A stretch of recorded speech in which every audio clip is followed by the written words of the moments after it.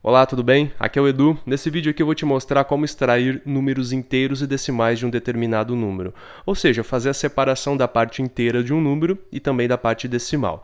Eu vou ensinar isso de duas formas, tá?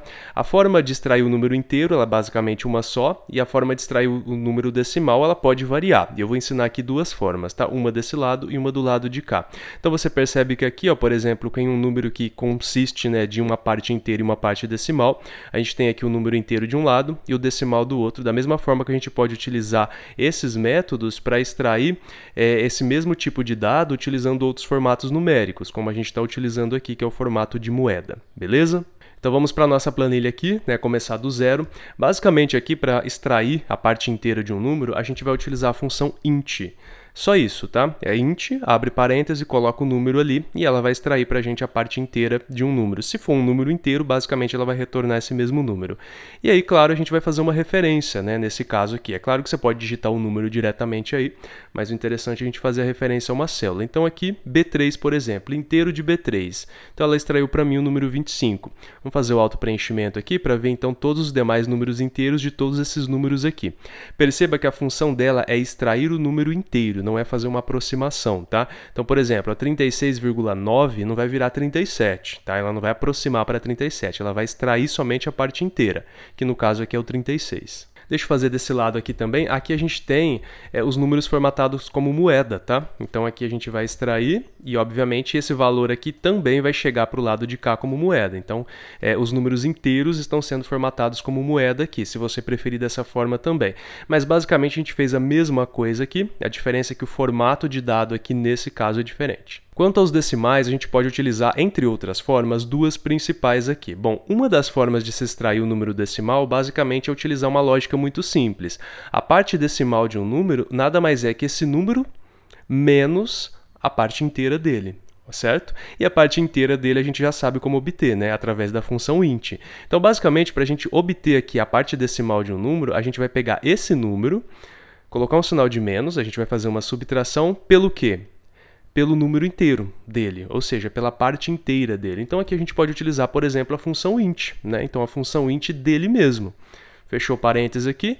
Então ele mesmo, ele, né, o próprio número, menos a parte inteira dele. Ou seja, 25,68 menos 25 vai me restar então 0,68 e com isso eu consigo obter então a parte decimal. É uma das maneiras, certo?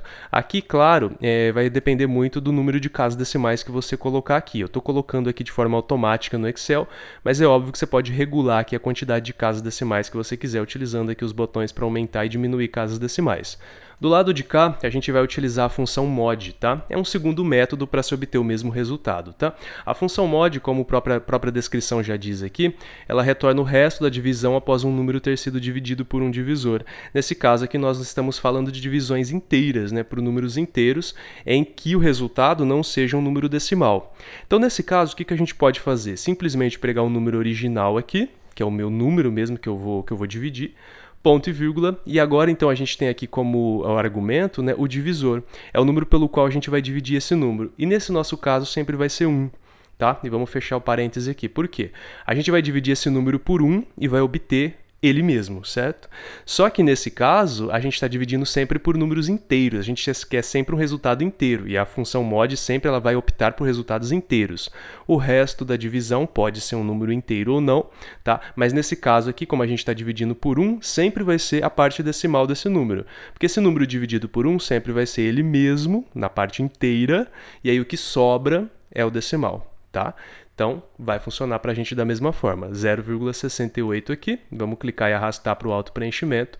Então, a gente está obtendo aqui exatamente os mesmos resultados, tá? Do lado de cá, é que aqui eu utilizei menos casas decimais, aqui eu coloquei um pouquinho mais de casas decimais, então o número ficou mais específico, tá?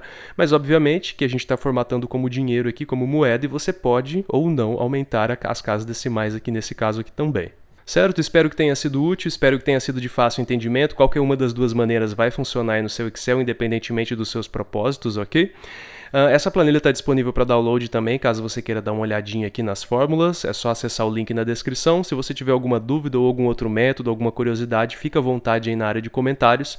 E eu te vejo então numa próxima aula, tá bom? Até mais!